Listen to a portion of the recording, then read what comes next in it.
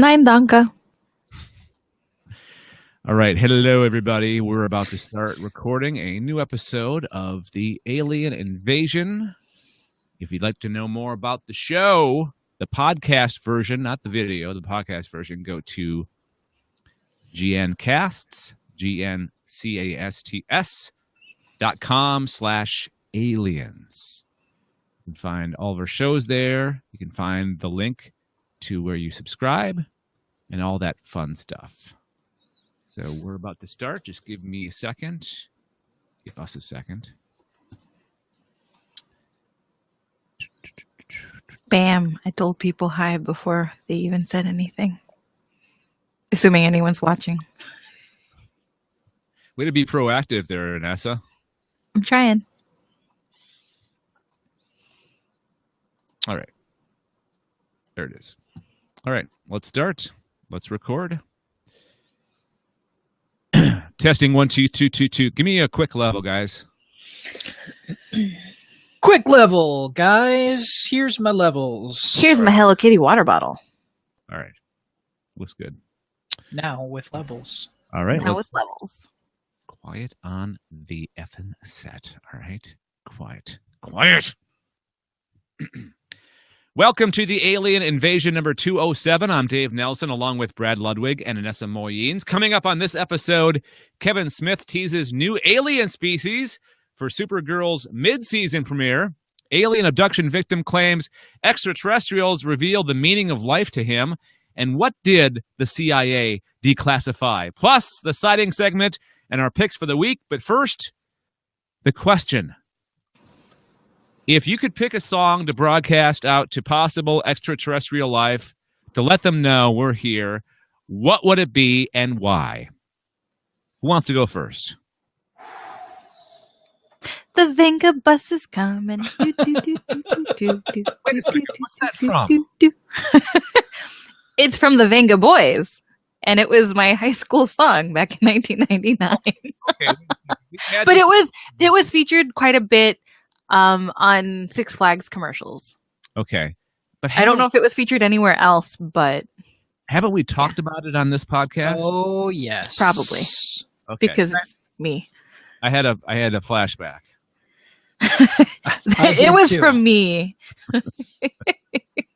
You're the source of my PTSD, Anessa. You're welcome. What my Alien Invasion PTSD. So, what's your serious answer though? That's not your serious answer? I'm still thinking. But for some reason that was the first song that popped in my head, and I guess it wouldn't be entirely bad to say that we like the party to the rest of the universe. Yeah, it's a happy song. It's non-combative. And unless that translates into something negative for the other. But what if they're like total partiers, like the ultimate partiers, and we can't handle it? Like it's the aliens of the galaxy or the universe that are known for the ultimate partiers come, and we just can't handle it, and we all die. Yeah. What a way to go. Yeah, I guess that would be the way to go out, right? Party to death. Yeah. Oh man, that is actually really depressing. My answer is going to be this is like the cop-out answer, basically. I know you're out there somewhere. I think it was Mike and the Mechanics, right? I know you're out there somewhere. Oh, yeah. Yep. I mean, it fits perfectly, right? I think so. I do. Yeah, I think that works. Do you have an answer, Brad? I do. And it's the Rolling Stones, Can't You Hear Me Knocking? Perfect, yeah. I like it. Just that really hard-edged guitar riff, and oh yeah. Yeah. I think for me, I'd like to send them some like George Gershwin, like maybe Prelude number 2. It's kind of it's not like a real upbeat song, but it's kind of like laid back. It's not intimidating. It's one of my favorite songs. It doesn't have lyrics though, at least not that I'm aware of. Well, maybe that would be better for communicating, because music is the universal language, right? And right. you don't have to, there's no words to have to understand. Just the music does the talking. Right. So I don't know. I really enjoy the melody, and I remember at some point, I think in my band career, playing that for some reason or another. But it was just a song that like really kind of stuck with me, and I really enjoy it. And so it's funny when I hear it on like our classical station, I'm like, that's my jam, yo! Like crank up the volume, and I'm that person in the car. I changed my mind. The song I want to pick is Friday. Why do you hate the aliens, Dave? Yeah, no. Do I want to bring on intergalactic war? No. Well, maybe they really, like the weekend. So on Friday, whatever their equivalent is, they probably have like 10 days a week or something. Wait a second. Do you mean the actual weekend or the artist the weekend? No, I'm talking about like the actual weekend. Oh, okay. All right. All right. Let's I think that's good. We'll stop it there. That's your opening segment. Let's move on to the news. Let me just see if it recorded. Hang on. All right. Let's all right. Oh, okay. All right. Okay. All right. Okay. All right. Okay. All right. All right. Okay. So, Anessa, why don't you get us into the news this week? Me? Oh my goodness. All right. So an alien abduction victim claims extraterrestrials revealed the meaning of life to him. And apparently it's not 42. And it doesn't star a bunch of Monty Python characters. Exactly. So the man took to a conspiracy forum to reveal the, quote, truth behind alien life and the origins of the universe. A man who claims to have been abducted by aliens has revealed the universe's secrets, very redundantly, as told to him by the extraterrestrials who captured him. Posting on an anonymous conspiracy forum, the unnamed man revealed all about his close encounters with the otherworldly beings. The Star reports that the man, whose claims are obviously unverified, wrote a detailed account of his experience with his alien abductors. Among his eyebrow-raising revelations is the claim that the universe was not created by the Big Bang, instead insisting that aliens revealed the true origins of all life, a godlike being known as the One. Very unoriginal. We need to have an echo effect for that. The One. The One. Oh, wait, hang on. Do we have that? Can you do that? Is that a thing? Okay. Press buttons and do things. Make things happen. I'm very excited about this. I'm hoping. Yeah. Shoot. Okay, Anessa, why don't you continue, and then we'll jump back to the One. The One. What's more, he also claims that aliens are able to telepathically communicate with one another and are capable of speaking wordlessly by sending brainwaves through space. According to the alleged abductee, it was through his telepathic communication that aliens first made themselves known to him. When he was young, the man allegedly contacted by one of the aliens via his brainwaves, writing, quote, "For the last 17 years, it's been an on and off again thing. I'd just gone 5 years without any contact or communication incidents, but in August 2016, things got very serious, very fast. Night, just like any other night, but Sunday morning was not anything like any Sunday I'd been through before. I woke up and realized immediately what happened. I was freezing and soaking wet, and I felt like I was in a dream. Have you ever been under anesthetic? Same feeling when waking up. It was during this unlikely encounter when the aliens allegedly revealed the truth about the universe's creation and the One." The One. Okay, hold on. Okay. Stop the show. All right. Do you want me to repeat that sentence? Just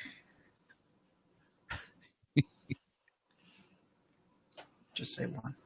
One. Oh, it didn't happen. Aw. The one. Oh, okay. Hang on.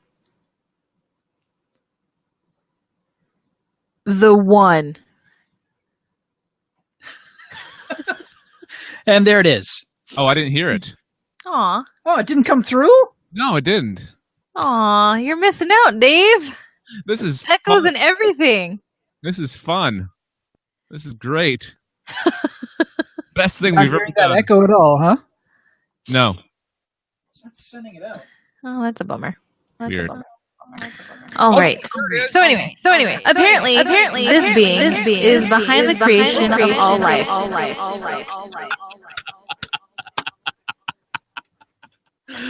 Best Okay. ever. Okay. Is it broadcasting through now? There. Okay. Yeah. Okay. Okay, do the one. Wait, The one. No, hold on. Oh. The one.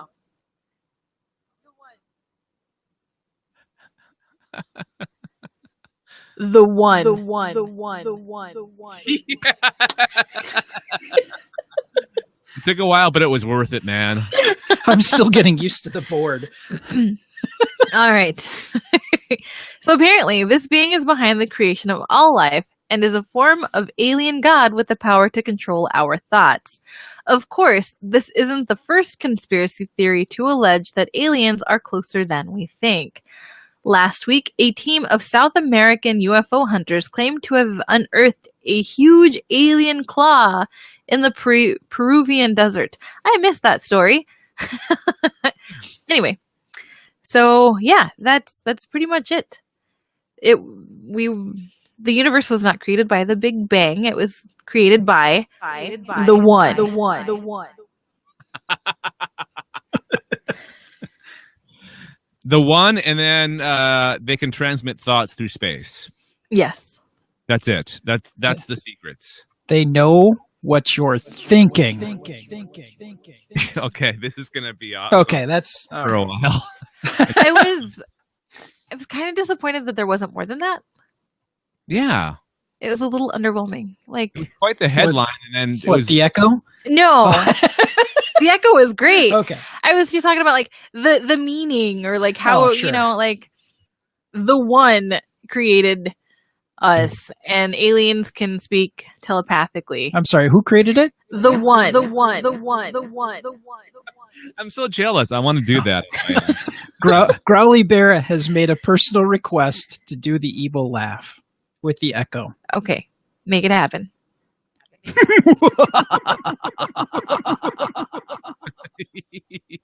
That's awesome. Okay. All right. That's enough No, of that.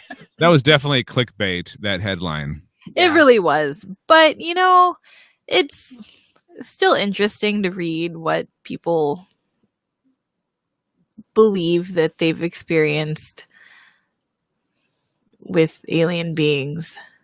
So, spoiler alert, next week's pick for me is going to be a documentary about alien abductees, which is why I picked this story. So it was kind of still in my mind about alien abductees, and I can even tell you the name. It was like Confessions of an Alien Abductee. Ooh. Ooh. So if you guys want to watch it ahead of time. But yeah, that's why I picked this story. I was still kind of thinking about the documentary. Okay, well, we're all excited about next week. Oh my god!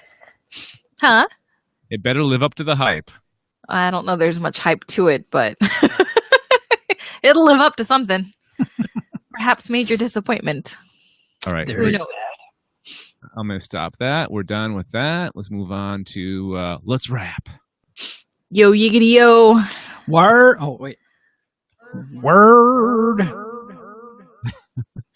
All right. So, Anessa and Brad, how was your week? What's been going on in your world? We had ice on Tuesday.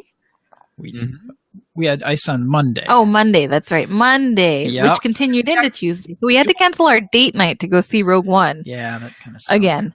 But we got it We got to go see it on Tuesday night after, the roads and stuff had been treated. We had ice too, so maybe it's the same ice. I think it was Yeah, I that, think that it's the same storm system. kind of swept through and hit all sorts of stuff. So yeah. So you saw Rogue One, you experienced ice. Is that about it? I made banana, what is it? Peanut butter chocolate chunk banana bread. Oh my, yes. That sounds It was amazing. fantastic. It was absolutely fantastic. I found the recipe through pbs.org, so just saying, you should check out PBS. not just for great television. No, great recipes. Yeah. Nom. And I had bananas, and I'm like, I really got to use these. So That's why they invented banana bread, right? To get rid exactly. of bananas that nobody's going to eat because they're all yucky. Yep. Absolutely. Yep. So What's been going on with Brad for the past week?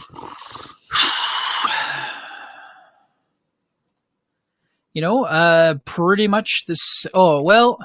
he ate the banana bread. I ate the banana bread. There is that. I did, quote unquote, rake the roof. Whoop, whoop. Break the roof. That's when you scrape snow off of the roof, but you stand on the ground and you got a long pole with a. Oh, yeah. You perv. I didn't say anything. No, but your giggles say so much. I'm 12. Yes, you are, and I love you for it. So basically, you got this long There's no way I can. Once you say long, you're just done. Anyways, it's this thing called a roof rake, and you use it to pull snow off of your roof while you're standing on the ground to kind of take some of the weight off of the roof. But the other thing, too, is it helps prevent ice buildup in your gutters, which we were starting to have. And next time on Home Talk. No, so we did that, and gosh, did I do anything else? There wasn't a whole lot that we did because we were kind of stuck at home for like a couple of days. Oh, and Daryl Johnston might be interested in this because he's now gotten into Fallout 4 on his Xbox One. And he asked me about some of the mods. And PlayStation is kind of weird with how they've got things structured.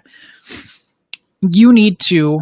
And I think you have to open ports on your router as well for Xbox, but it doesn't seem to be nearly as critical.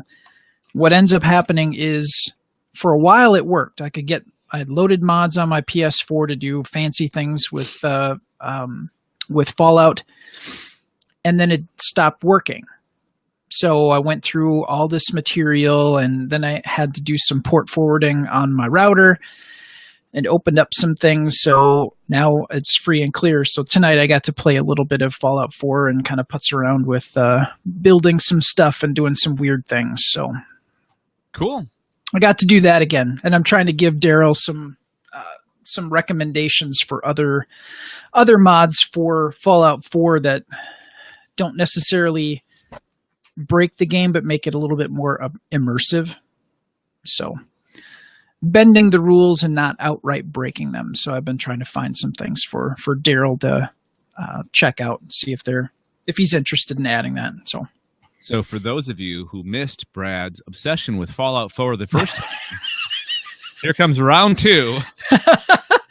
Well, no, actually, I've had the mods for a little bit, and I don't know. I'm starting to get a little burnt because now I'm making fancier settlements for my people, and I've reached a level where not too much threatens me at this point. So why not spread the love? Share what you know. Share your knowledge with others. That's right. Trying to help a British brother out. Give him some recommendations. Well, this week I got my Canadian permanent residency. I saw that. Congratulations, Dave. Thank you. After 3 years, finally, and I finally get to go get my stuff. I have a storage unit in Watertown, New York, full of stuff that I get to go get now. So I'm very yay! And then I get healthcare in 3 months. Too. Nice. Yay! Yeah. Everything's coming together. Sweet. All right. Awesome news, Dave. Thank you. let's close out that part of the show and move on to our next news story. Who's got it? Oh, it's me. It's me. Surprise! Kevin Smith teases new alien species for Supergirl's mid-season premiere. Supergirl is set to return from its winter hiatus with an episode directed by Kevin Smith, who took to Instagram to tease the arrival of some new aliens. Now, he's done 2 episodes of The Flash. This is his first episode that he's directing for Supergirl. Now, and Kevin Smith is like an uber comic book guy. He does a whole podcast. Was it Fat Man on Batman, right? That's his... and he's got Comic Book Men, the TV show. Yeah, and he's got... Oh, God, he's got something else that he does as well in the Smodcast. I was going to say, he did the Smodcast. Is he still doing that? Yes. And he's written books, too, right? He's written comic books. Oh, yeah. Yeah. Yep. He did... Yeah. He did Daredevil. That took him probably about 5 years to complete this miniseries. Wow. Or even was it? Yeah, was it Daredevil? Shoot, I don't even remember now because it was. I remember. Yeah, that's right. Remember listening to what's that podcast called that explains comic books? I'm drawing a blank now. Ashley Victoria Robinson. Oh yeah. Shoot. Geek History Lesson. Yes. Yeah. And I remember them talking about how he had written a Daredevil book. And he did a run on Green Arrow. He did a really wretched Batman one with... he wrote it, and then his friend... Shoot, I can't remember if it was Steve Dave or the other one who did the artwork for it. It was terrible, absolutely terrible. Well, I've liked his work, his directing work on the. Oh yeah, both episodes were outstanding. Now this one is titled "Supergirl Lives." The mid-season premiere will feature the Girl of Steel and Mon-El traveling through a portal to another planet called Slaver's Moon. Is that something from the comic books? Slaver's Moon? Could be. As they search for a missing girl named Izzy, who's played by Kevin's daughter, Harley Quinn Smith, and where the downtrodden are sold as slaves. Supergirl Lives will feature some new and returning aliens, including a Dominator, seen in the recent Arrowverse crossover event, Invasion, and some mean-looking lizard-like creatures called Maldorians. According to comic book resources, it seems that this new species was specifically created for the episode. They also wouldn't look out... Wait a second. They also wouldn't look out of place in a Star Trek episode. So there you go. Supergirl returns on January 23rd. Check your local listings for time and channel. Nice. I'm pretty... Supergirl has gotten a lot... Like, it was good the first season, but it's damn good this season, the second season. I think the move over to CW helped them greatly. I do miss the character of Cat Grant very much. I do, as well. Yeah. She was just such an excellent character that was well acted and just seemed like a great foil. Not necessarily in a negative sense as a foil, but just an interesting mentor to Kara. Mm-hmm. So I'm disappointed that they haven't done much with that editor. Snapper Carr. Yeah, because they really built him up at first like he's a hard-nosed, bitter guy that doesn't like change. He doesn't like a girl reporter, and you got to prove yourself. Arr! You know, and that was about it. That was such a weird pick of characters to use, because Snapper Carr was the Johnny Thunder of the Justice Society. He was a young kid that was just like the kind of the unofficial mascot, but he was kind of the reason why they had sidekicks for heroes like Robin, Speedy for Green Arrow. is to give the kids a kind of, they're the vehicle at which they experience the superhero through. Do you know what I'm saying? They could easily place themselves in that spot of the sidekick. So that was Snapper Carr's job.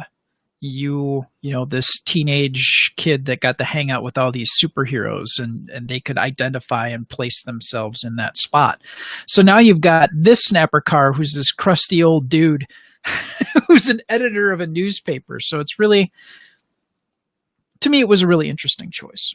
Well, yeah, and the Berlanti verse and those shows, even like Marvel's Agents of S.H.I.E.L.D., that all the comic book shows don't go directly from the comics to they make alterations.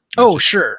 You know, they've even combined characters. They put the best of two characters and made into one. So, you know, they adapt them to whatever works for them, whatever works for the show.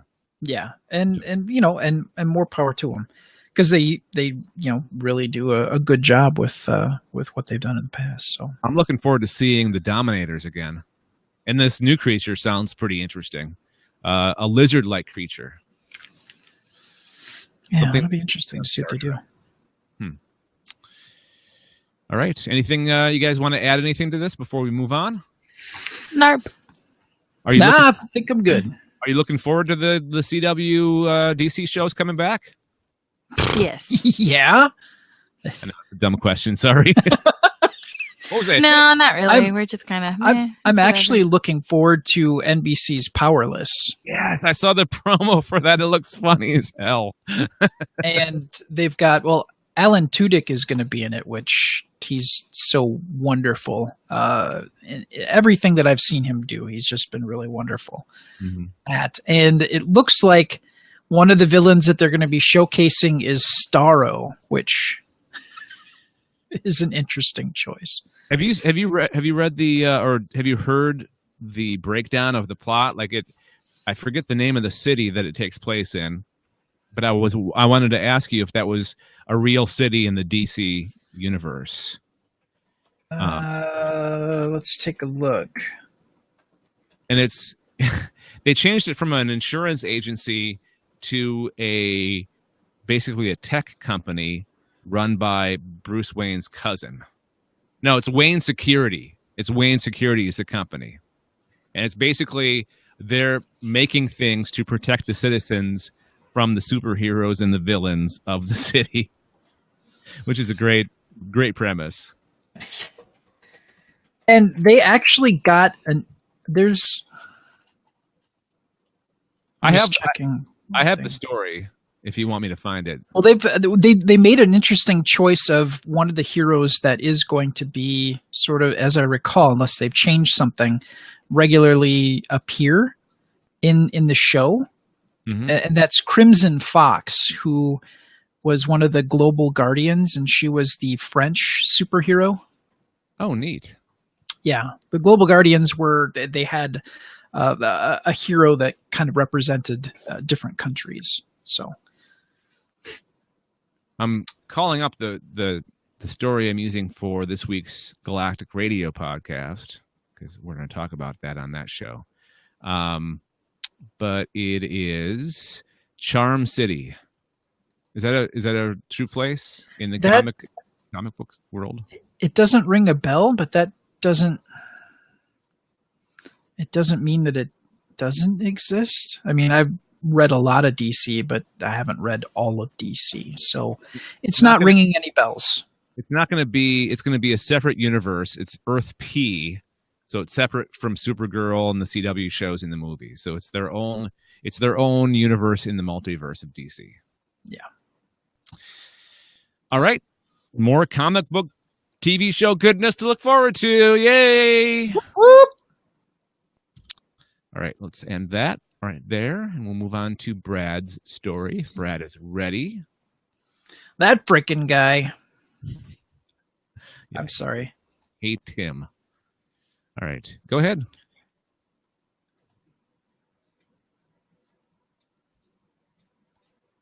Whenever you're ready. Here's the declassified protocol for reporting UFO sightings. Hey, do me a favor. Can you repeat that? Because I think I stepped over you. Oh, okay. Here's the declassified protocol for reporting UFO sightings. Perfect. The U.S. Air Force protocol for UFO sightings from 1958 has finally been declassified. Thank God. I was so worried I'd never be able to read that.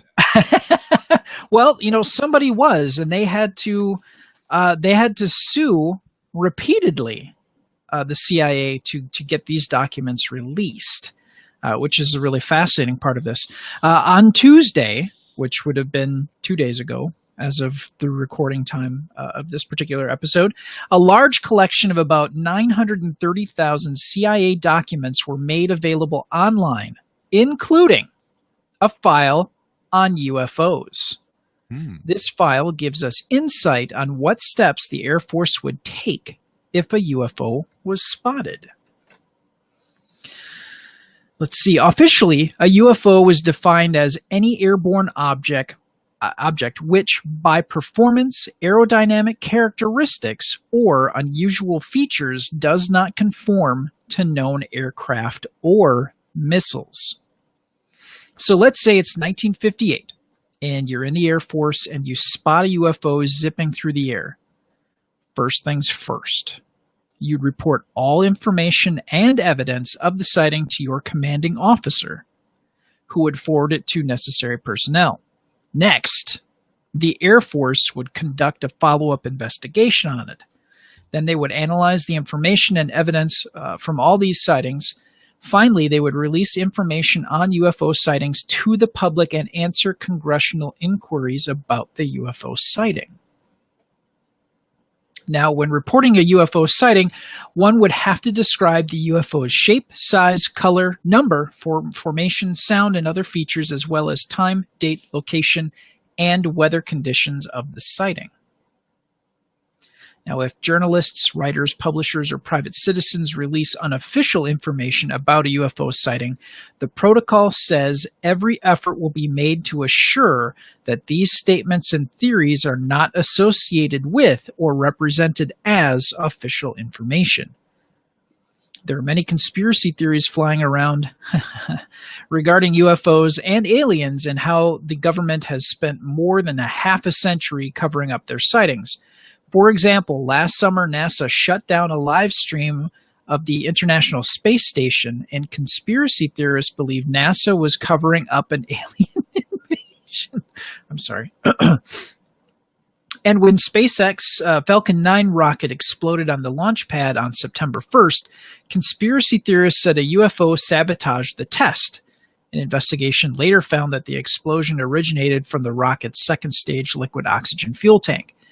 But the CIA has released declassified files on UFOs before. It's far from an unprecedented action. Last January, the agency released some documents and even photos of possible UFO sightings dated from between 1949 and 1953. And UFOs have been a political issue in the past, with an increasing number of reported UFO sightings in 1966. Then Congressman and future President Gerald Ford called upon Congress to conduct a congressional inquiry into these sightings. Yes. Is Gerald Ford still alive? He's not, right? No, he passed away. Okay, all right. I couldn't remember for a second. Yes. Okay. Sorry. Yeah. He passed away. Let's just get he passed away in 2006. Okay, so it's not that long ago. It's 11 years ago. And Betty Ford is the one that passed away in 2011. Okay, all right. Yep. Interesting, though. Is that it? I wasn't paying attention. I'm just kind of looking to see if there's any... why was the Air Force so interested in UFOs? The reasons are in the name. An unidentified object has no known origin or explanation and thus poses a possible threat to American security. If UFOs weren't super advanced flying ships, the Air Force simply wanted to get an explanation. However boring or benign, of what was causing people to see UFOs in the sky. Since the possibility cannot be ignored that UFOs reported may be hostile or new foreign air vehicles of unconventional design, it is imperative that sightings be reported rapidly, factually, and as completely as possible, the document reads. And that article came to us from inverse.com. Yeah, people sometimes forget that the Air Force, their job is to protect the country, right? So it's not necessarily they're interested in UFOs because they're alien invaders. It's because they're invaders. Like they're protecting the country. It's not because they're possible extraterrestrials from a different country, different planet, or from out in space somewhere. They're protecting us from any kind of invasion, right? Correct. And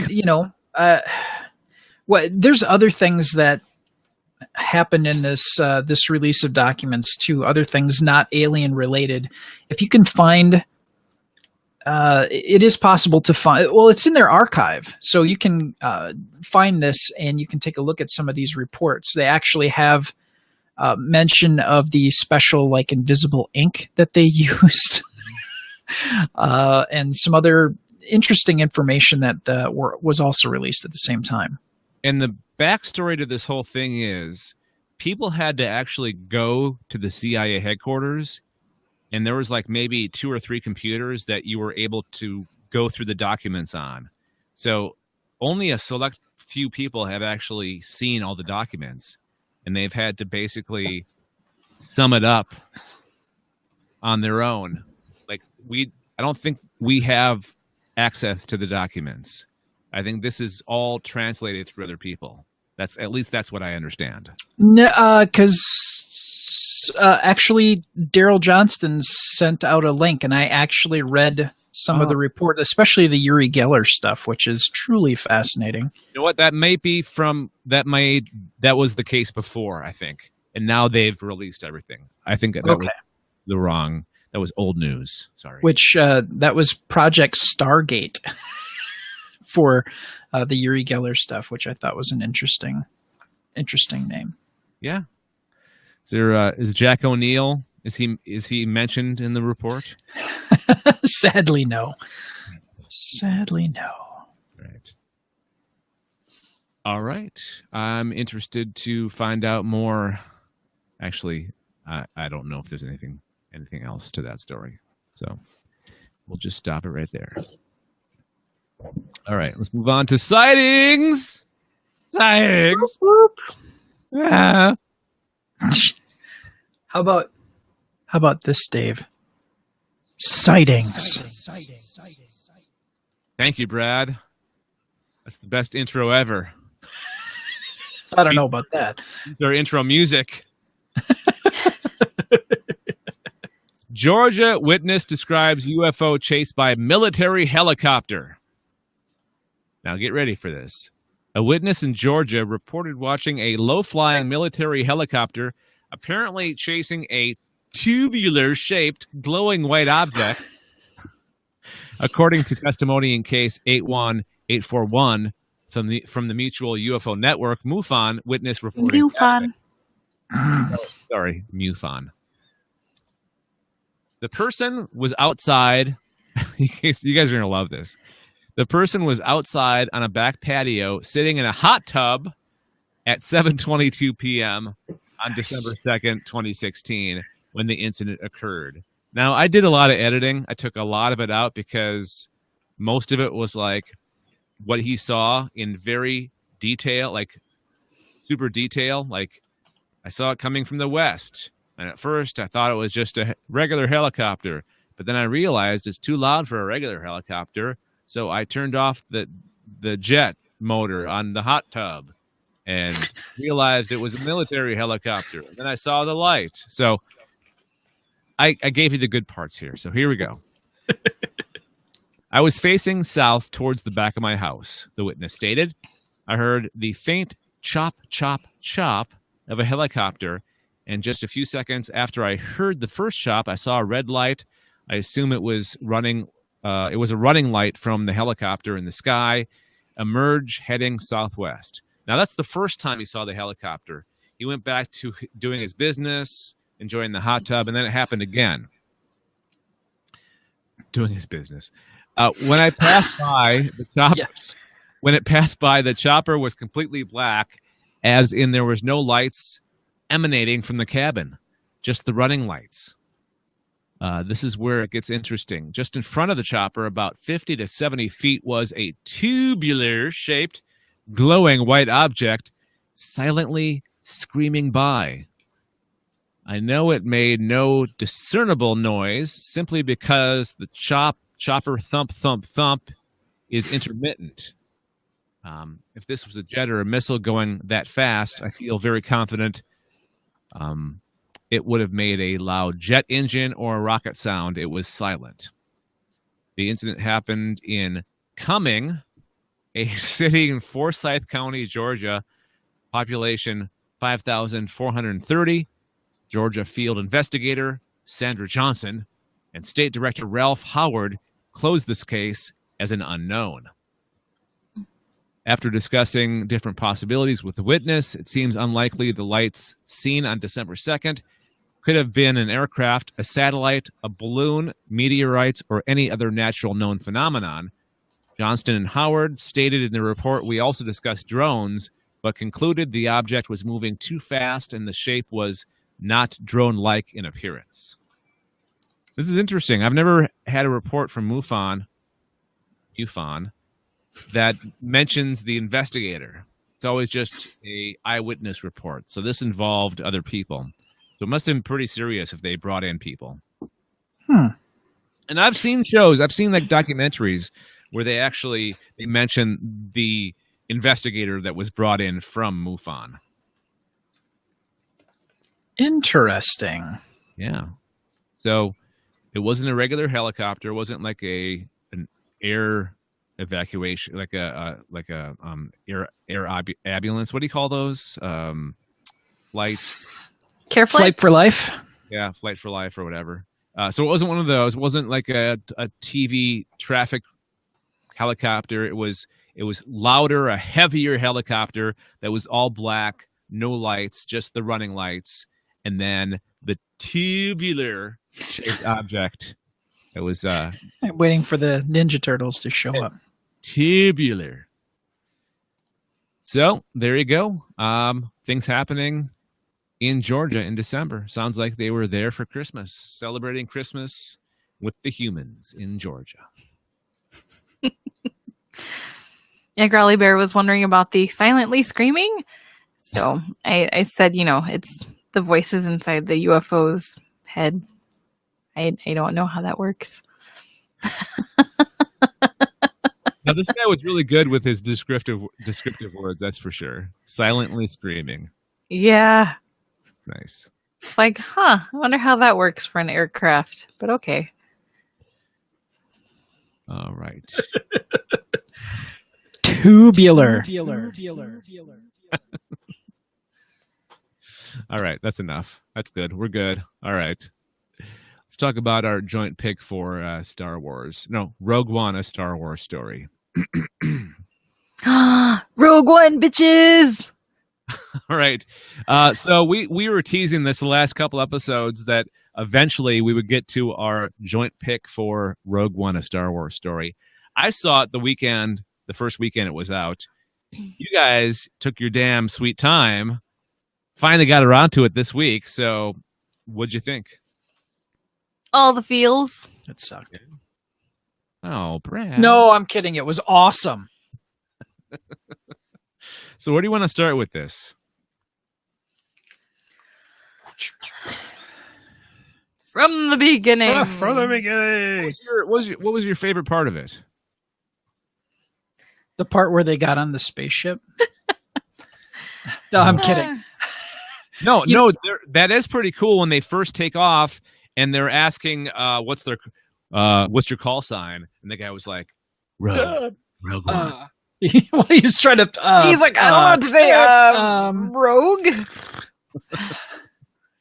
No, I was telling Anessa when we were leaving that it really it felt like Star Wars.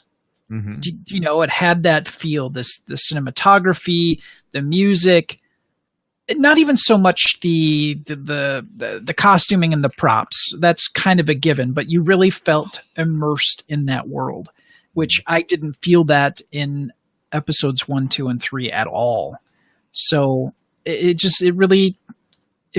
felt good to be back in another part of the Star Wars universe that didn't necessarily outright involve a Skywalker. And it also proves that they can do a movie separate from the main story and it be successful. And it still ties into yeah, the main story. Absolutely. It wasn't just like a one-off that had like really nothing to do with it. Like, oh, here's some people doing their thing. It will not influence this in any other way. It gives it adds to the story. It adds more to the background, and so you're like, oh, so that's how this came to be. I keep on thinking of all the other side movies they could do that would be based off like characters that were part of the original story. Like I'm really looking forward to the Han Solo movie. That looks pretty good. What are some of the other ones they've talked about doing? Boba Fett movie. That yeah. Boba the Fett. His backpack has jets. You know, they could get into like I would love to see a live action version of Rebels too. Take on that cast as live action characters. That would be interesting. Another thing that and related to this is a friend of ours, Rob, is big into watching Rebels and some of the other stuff, and he mentioned that some of the bits tied together, like you got to see a ship that actually was a ship that was used in the Rebels cartoon. Yeah. The Ghost is the main ship from Rebels. I watch Rebels. The Ghost, and then they also showed Chopper, who's the droid on Rebels. Okay. Yeah. So it was just loosely tied in. There was just some references, and you had to be quick. You had to go back afterwards and find the article that got the screen capture. So, are you happy with how it ended? We should probably do a spoiler. Put a spoiler tag on this. Yeah, absolutely. But do you want to go into spoiler territory? I mean, we could. I mean, it's kind of not fun if you don't really. I guess we'll let people know. Oh, hang on. Spoiler alert. All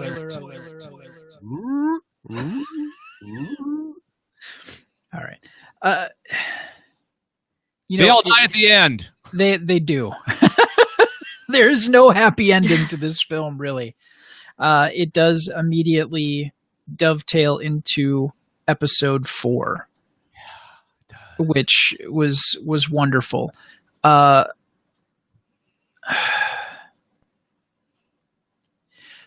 It was interesting to see the rebellion in its infancy. And to me, the rebellion was like a unified group of rebels. They banded together, but you got to see, especially in its infancy, they were a group of worlds that were lending their resources to the rebel forces. They were a part of a rebellion, but they weren't all unified to a cause. Yeah. And this was the catalyst that really pulls the empire or the rebellion together. So it was wonderful to be there at the moment of its kind of inception. So, and enough of my talk. Anessa gets a chance here. No, I'm done talking. Anessa, what was your favorite part? What'd you like about it? Why did you love it so much? I thought it was a fun movie for the most part. Yes, everyone dies at the end almost. And that kind of gets depressing, but no, I thought it was great. You see a lot of like inner struggle with some of the main characters and who they are, what they're doing, why they're doing it. And that kind of goes back to they didn't really have a unifying link. They were just like, oh, hey, we're part of this rebellion. And then once things kind of start really happening and getting kind of intense there, then they're like, oh, we have this cause. We must join in and all fight together. But the other thing too, which I thought was kind of interesting, and it's not so much like an observation in the movie. I had seen an article beforehand, but to have characters in there that are, you know, I love the diversity of Star Wars, and I love that they have a main character that was Hispanic. He used his native accent when speaking, and he wasn't like a token Mexican character or something. He was himself. He used his native accent. He was there for the cause, and it wasn't just like a comic relief or a sidekick or like your stereotypical gangbanger that you see in a lot of movies like that have Hispanics in them. So I thought that was kind of cool. And like I said, it was a very diverse cast, and I just really enjoy the diversity. But the other thing that I really loved about the movie, I know this is probably going to be like kind of lame for some people, but K2SO, I mean, really, he was awesome. I love that droid. Well, and speaking of Alan Tudyk, I know. I'm like, I love Alan Tudyk and I love K2SO, and I'm like, oh, he's such an awesome droid. I just love the humor, and I thought he did a really great job of projecting that for an android. His personality matched the tone of the movie. Like it did. It really did. Rogue One is. It's been called the first adult Star Wars film, and it's very true because it's very serious. It's very violent. It's very adult, not like characters are banging. Pornographic. Yeah. Just mature themes, little less child's play. You know, joking. When we were talking with our friend Rob after the fact, after seeing the film, he made a comment that really kind of hit home. George Lucas made a lot of his money with the toys. That was part of the deal that he put together is when he did the Star Wars films, he would get the money from the toys. Because at that point in time, the movie studios didn't care. They're like, toys for kids, we're not going to make money on that. And he made a ridiculous amount of money. He saw what was up. The problem with that is when he made films or when he wrote them, it was, okay, now Amidala's going to wear this outfit, and now she's going to wear this outfit, and now she's going to be on this ship. I mean, when we met Darth Maul, he flew down in his special ship and then got on his special speeder bike. Yeah, it was just kind of ridiculous pandering to upcoming toys. Yeah. You didn't get that here. It was very straightforward. They got to where they were going. They didn't change their outfits all the time.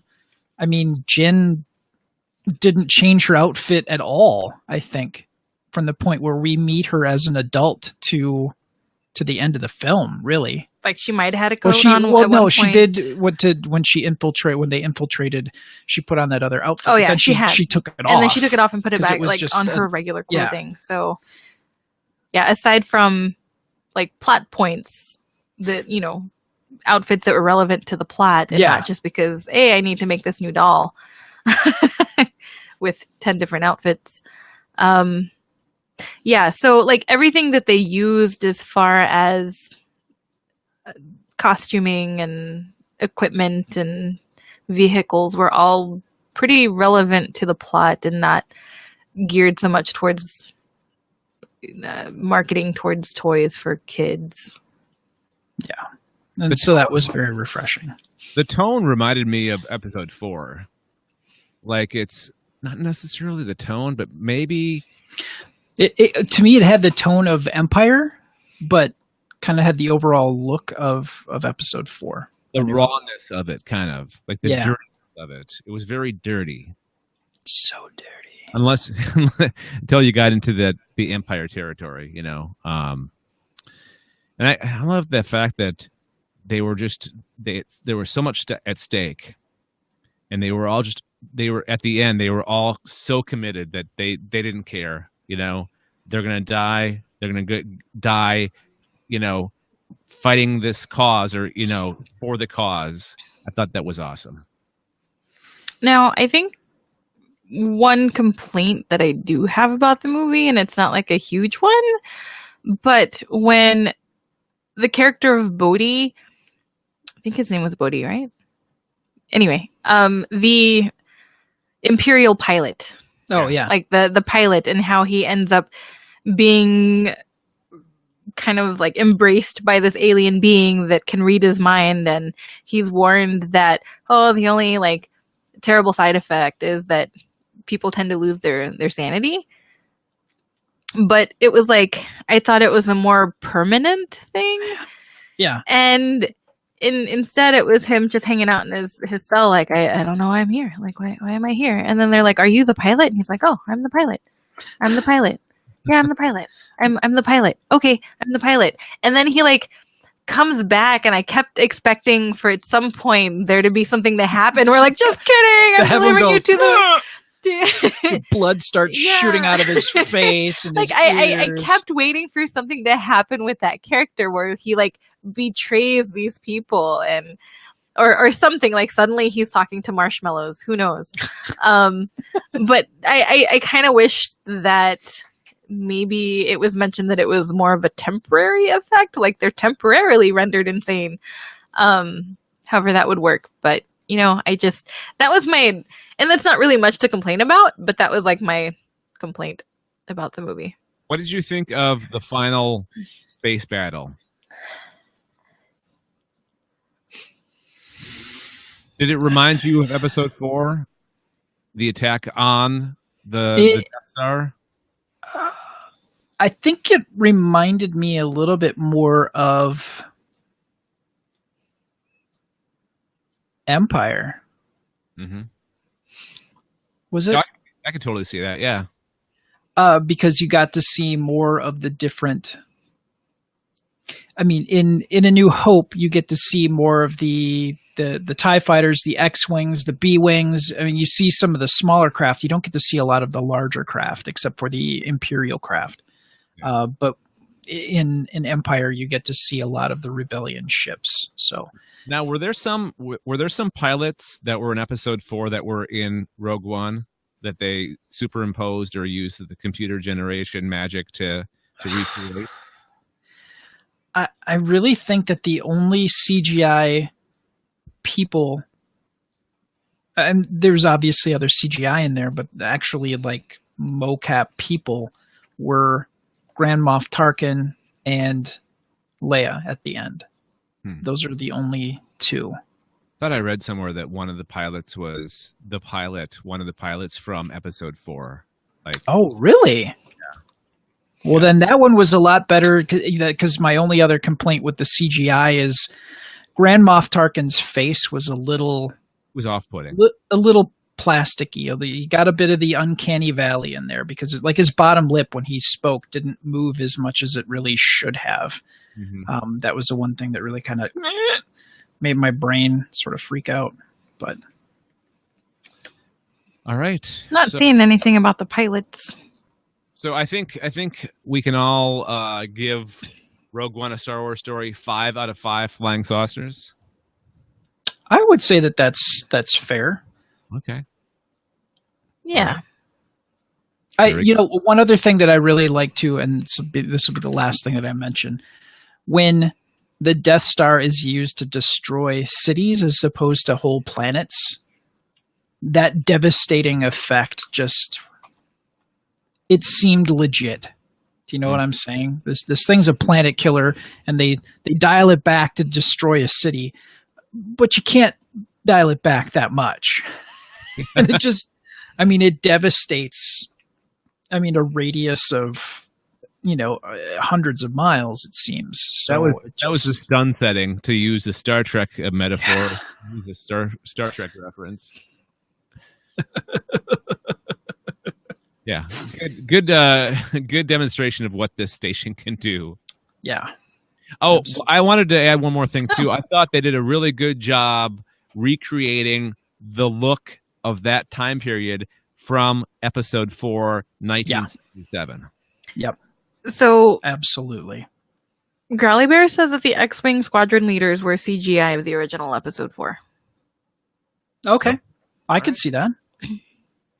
Okay. Nice. Boom. Thanks, Growly Bear. All right, I'm going to end it right there. All right. Boom. Our final thoughts and touch on that feedback a little bit, and then we'll be out. Be outy here.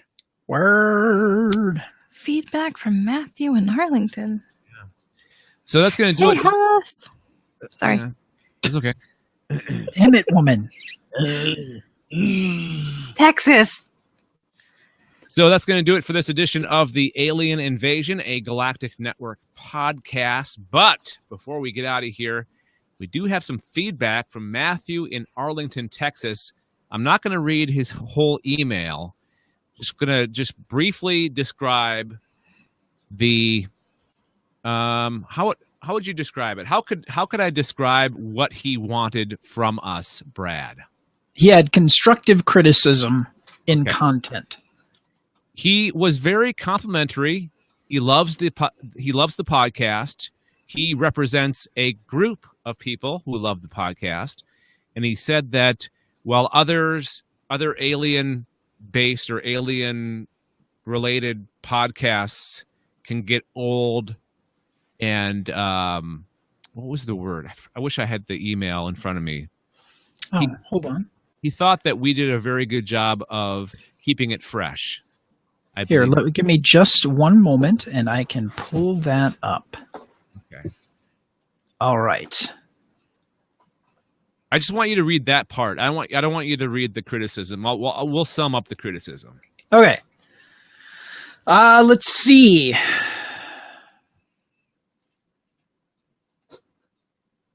It's in the middle somewhere. Well, I'm trying not to. Okay, there are a few great alien and UFO specific podcasts that don't become redundant and stay fresh. You are that one. So yes, absolutely, and thank you very much for that. Yes, thank you. Yeah, that's really good to hear. Thank you. It can be kind of hard sometimes. Dave runs a tight ship. Well, no, it's not all me. It's you guys too. You guys definitely. We show up. So his criticism was recently we've been mentioning Donald Trump a little bit too much. So I'm gonna. I had a feeling. I'm gonna because the thing is he doesn't want politics injected into his escapism, like his entertainment, which I can see that. Yeah, I can totally understand that. So this is my guarantee. Unless it comes up in a story, we are not going to mention Donald Trump in 2017. Plus, he doesn't seem to have much interest in aliens anyway. At least not so far. Yeah. So I'm pretty sure we can keep that promise. Yeah. All right. So if you have any concerns, I mean, we take all kind of feedback, not just positive, the negative too. Email aliens@gncasts.com or call our voicemail number. Leave a message or text message. 805-328-3966. Again, aliens@gncasts.com. Voicemail number, text number is 805-328-3966. We'd like to thank Monkey Warhol for providing... Oh, wait a second. Final thoughts. Brad, what do you got? I now have a better understanding of my mixing board. And we learned something today, didn't we? We did. And here's something else that I can do and do something kind of weird with my voice. So what do you call that's called there's a term for that. Detune is what this one is called. Oh my god. Oh my god. I didn't know that your mixing board could do that. That's cool. That's awesome. Yep, it does all sorts of weird things, like a pitch shift. Oh, yeah. That's what I'm talking about. Like That sounds kind of like an alien, huh? Greetings. Leader. I'm gonna do an episode like this. No, Probably not a whole when- episode. When Dave's not here. Hell no. Oh, Growly Bear, by the way, is Well, flanging. fine. I'm I'll sorry. make my own episode. Growly Bear, what? Flanging, that's the word. Flanging. Ah, there we go. All right. So, Vanessa, what do you got for final thoughts? My headphones are squeezing my brains. Okay, you had a headache too, so we'll, I do. it's really not helping. So we'll wrap it up. All right. The noises are fine. I don't have like a sound sensitivity. It's just that The head- pressure on head my touching. head. Yeah, I get that. I completely understand that. So So, we'd like to thank Monkey Warhol for providing our intro music, a song called Alien Syndrome. You can find that at soundcloud.com/Monkey Warhol. Also, Richard von Dürnberg, a composer from Germany, for our closing song called Be Water. You can learn about him and his music at thecaravel.net, TheCaravel.net. Thanks for joining us, everybody. Have a great week. We'll talk to you next time. aliens are squeezing my brains. Goodbye. Bye. I love it. And thanks, Ashley and Growly Bear, for watching. Yes, thank you. And we'll talk to you guys. I'm going to end the broadcast. Bye, guys. Okay. Okay. No, Okay. you guys stay here. Oh. Stay here. Okay.